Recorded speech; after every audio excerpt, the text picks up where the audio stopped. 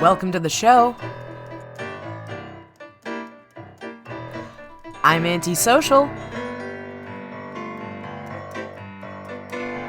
And this is the Antisocial Network. I want to talk to her, but my face is up against the wall. Yeah, I think she wants to talk to me, but I'm antisociable. Yeah.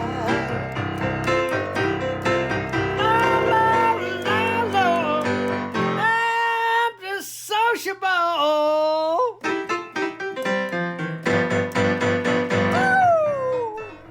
This episode, I discuss the whitewashing of Martin Luther King Jr., Antifa, and what it means to be a fascist.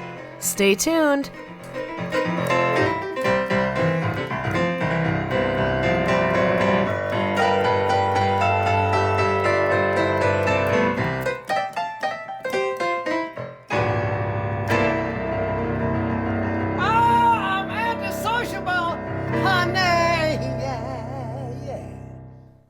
Recently, I pointed out that if Dr. Martin Luther King Jr. was alive today, he would have been fighting in the streets alongside Antifa. I was surprised at how much pushback I got to this statement because whether or not MLK was anti-fascist is not conjecture, it's fact. I suppose people are upset for two reasons. One being that they don't understand anti-fascism, and another being that they were never taught the whole truth about MLK. There is no question that Dr. King changed the course of civil rights in this country and is an American hero, but let's not forget that he was murdered. James Earl Ray was not some lone crazed gunman operating independently as some fringe outlier on the outskirts of society. He represented a large, often government-backed belief that MLK was dangerous and bad for America.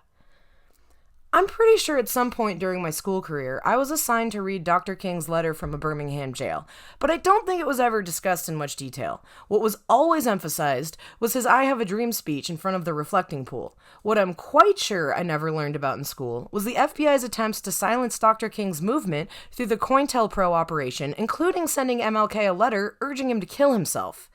In a Washington Post piece from April 2018, authors Stephen and Paul Kendrick write, "In our long effort to moderate King, to make him safe, we forget how unpopular he had become by 1968. Dr. Martin Luther King Jr. survived 3 known assassination attempts before he was murdered in 1968. In January of 1956, just days after receiving a threatening phone call late in the night, his home was bombed with his wife and children inside. Everyone escaped unharmed. In September of 1958, he survives a stabbing that requires removal of a 7-inch blade from his chest, and in September of 1962, he's accosted by a member of the American Nazi Party during a session of the SCLC and is struck several times. Dr. King was not just victim to occasional acts of violence by random aggressors. He was an enemy of the state. According to the King Institute at Stanford, FBI Director J. Edgar Hoover was personally hostile toward King, believing that the civil rights leader was influenced by communists. The FBI began surveying Dr. King in 1955 after his involvement in the Montgomery bus boycott and continued to monitor him well into the 60s in what the King Institute referred to as engaging in covert operations against him. This included wiretapping both his home and the Southern Christian Leadership Conference, of which MLK was the president. When, in 1964, King criticized the FBI for failing to protect the black community, a seething J. Edgar Hoover publicly denounced Dr. King as the most notorious liar in the country. Shortly after, he also denounced the Southern Christian Leadership Conference, or the SCLC, stating the organization was spearheaded by communists and moral degenerates. Following Hoover's public tantrum calling the King a notorious liar, MLK would receive a mysterious package that included audio tape recordings of himself as well as a threatening letter. The letter was wrought with spelling errors and was written in the voice of someone who had once admired MLK but had since become disappointed and disillusioned with his message, calling him a fraud. You know, a real Holden Caulfield type. The letter went so far as to encourage Dr. King to kill himself.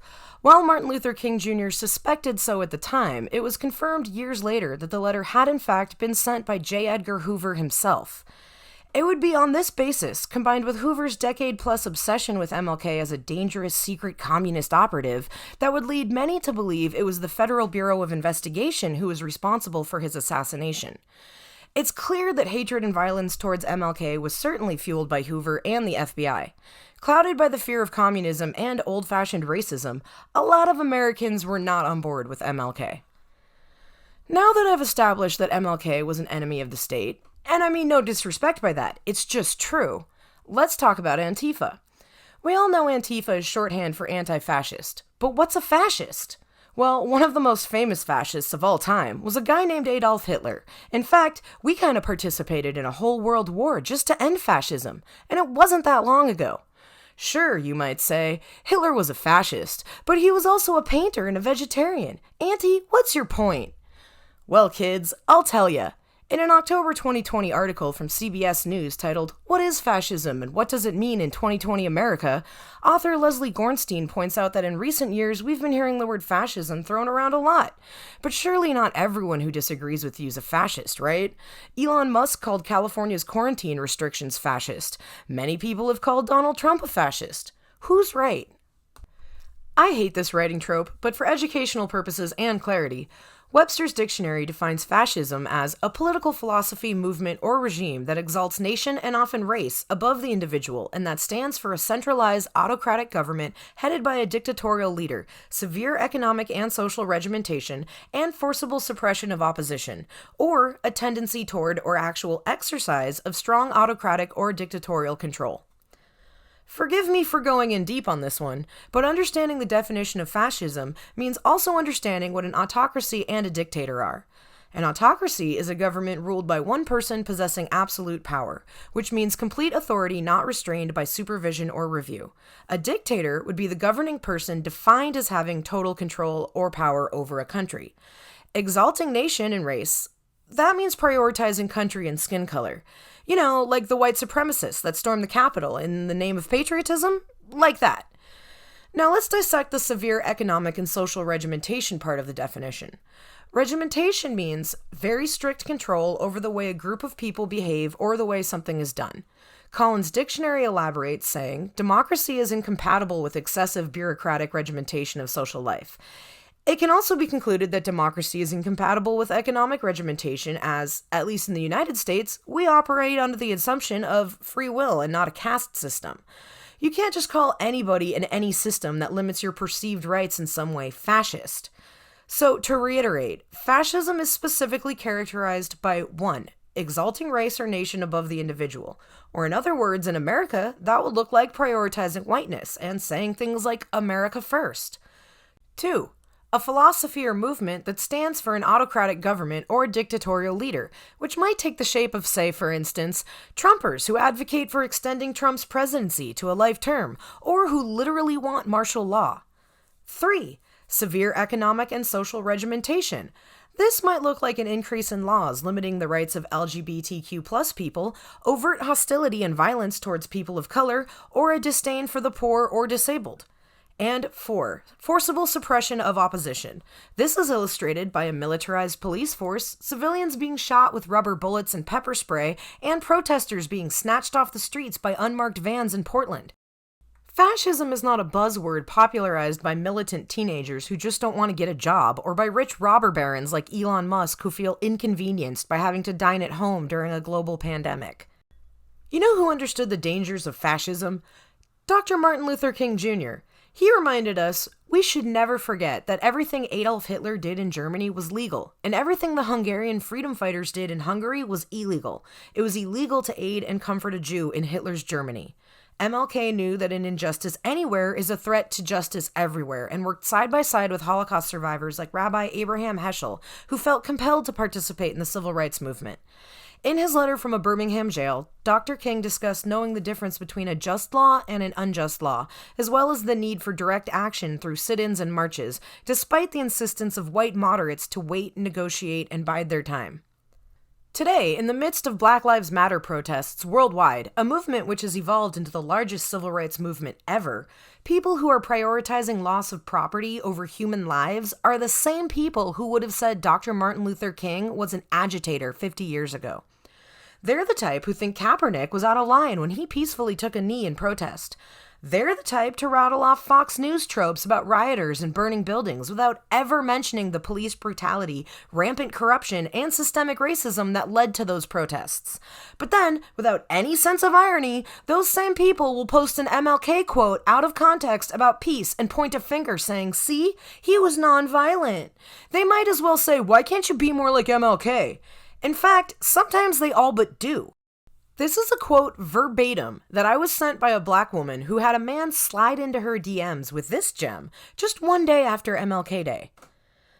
As a white foreigner who reveres MLK, you posted something about whitewashing him. I see the scores of quotes from many people. That's not my style, but I've pointed to his form of nonviolent protest and leadership as something that I feel would have been invaluable to progress in 2020. Can I ask, with honest curiosity, removed from the experience of growing up in America, what you mean by his whitewashing? Well, on the surface, some might see this as an honest question in good faith. There is so much to unpack here.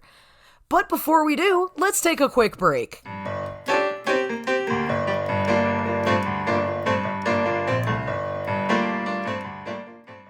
Here at Pegasus Penises, we provide quality strap-ons for the Pegasus with unicorn dreams. Each strap-on is handcrafted and modeled after a real unicorn horn in order to deliver you a unique and enchanting experience.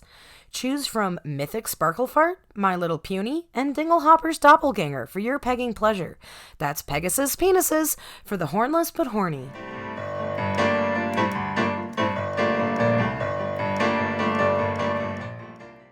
From the inventors of Coachella, Burning Man, and Keurig, the hottest thing since Fyre Festival and the coolest thing since that dried ice dragon breath drink thing, comes a subscription box like no other, the Posercella subscription box.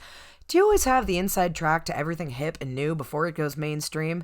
Do you wear oversized sunglasses indoors and love brunch? Then this is the box for you. From super rare $1,000 coffee beans to exclusive access to the hottest new trends via our webzine, you will be the first in your friend circle to start a vintage bedpan collection thanks to Posercella subscription box.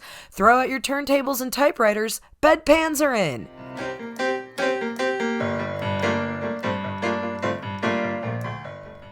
If you're bored with your cat's current litter, then you're in for a treat. While some cat litters change colors to inform you about your cat's health, Yummy Litter is the only cat litter that changes color to tell you when your cat's litter is safe to eat. This fail-proof method turns your cat's feces into delectable bite-sized treats pre-proportioned perfectly by your very own feline. All you need to do is wait for the litter surrounding your cat's most recent deposit to turn green. Wait 2 hours until it turns orange, then wait another 30 minutes until it has transitioned fully to purple. At this point, it is safe to eat, but only within the 2-hour window before it turns blue. If the poop turns blue, you have waited too long and you should not ingest. If blue poop is ingested after the 2-hour safety window, immediately drive to your nearest emergency room and seek the care of a professional. Yummy Litter! Fun for you and your family!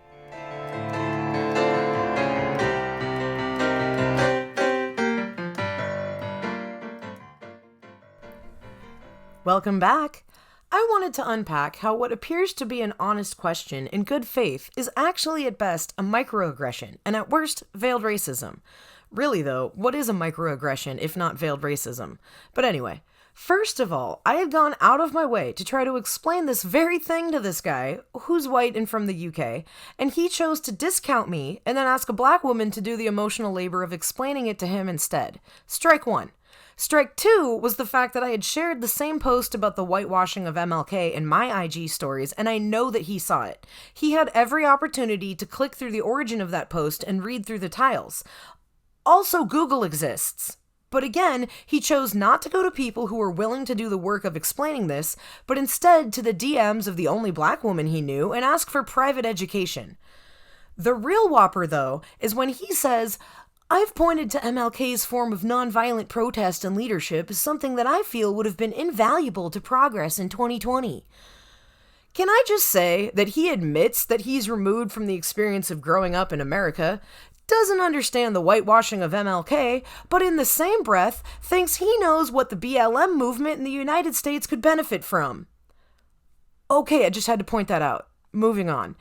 In this comment, he is every white moderate MLK is referring to in his letter from a Birmingham jail when he writes, You deplore the demonstrations that are presently taking place, but I'm sorry that your statement did not express a similar concern for the conditions that brought the demonstrations into being. Let us not forget that while Dr. Martin Luther King was nonviolent, he owned guns. In fact, he applied for a concealed to carry permit and was denied one by the state he lived in. In a HuffPost article titled MLK and His Guns, we learn that, quote, a recipient of constant death threats, King had armed supporters taking turns guarding his home and family, end quote. In an episode of Fresh Air with Terry Gross about the similarities and differences between MLK and Malcolm X, we learn from Black author and Black power scholar Peniel Joseph that the movement has always had people who were trying to protect peaceful demonstrators against racial terror. So basically, just because MLK wasn't armed and practiced methods of nonviolence does not mean that he was not being protected by other people with guns. Let's revisit that shitty letter J. Edgar Hoover forged to MLK, where he pretended he was a black man disappointed in Dr. King and told him to kill himself. In it, Hoover writes, "We will now have to depend on our older leaders like Wilkins, a man of character, and thank God we have others like him." What that white foreigner who reveres MLK did with that whole MLK's form of nonviolent protest and leadership is something that I feel would have been invaluable to progress in 2020 line is the same bullshit white people have been doing to black people for centuries. What they're in effect conveying is, here's an example of a black person I find acceptable. If you were just more like that, people wouldn't be so racist towards you. And then they'll stare dumbly at you as if to say, what? I don't see what the problem is. In Dr. King's famous letter from a Birmingham jail, he writes of the white moderate who is more devoted to order than to justice, who constantly says, I agree with you in the goal that you seek, but I can't agree with your methods of direct action. And it's as if he could have written that today. Black people in America are still dealing with the white moderate who says to their face they believe in equality, but then turns around and tells them to wait their turn and says with supposed honest curiosity, why can't you just learn to negotiate better? A Washington Post article from April 2018 titled, King was unpopular and demoralized before he died. He pressed on anyway, reminds us that the whitewashed version of MLK as a peaceful American hero who was the arbiter of truth and fairness that we are peddled today is an unfair depiction of the King. If we truly want to remember and honor his legacy, we need to recognize that Dr. King was courageous in the face of violence and aggression during his lifetime. He was villainized and demoralized, and he pressed on anyway. He was not regaled as a community leader by white America or the governing elite. He was railroaded by politicians, endured ridicule and vitriol, and continued on relentlessly despite facing true danger every single day of his life. There are people alive today doing that same work. If you want to honor Dr. King's memory, you don't throw Dr. King quotes and cliches about peace at the people doing the actual work of forcing change.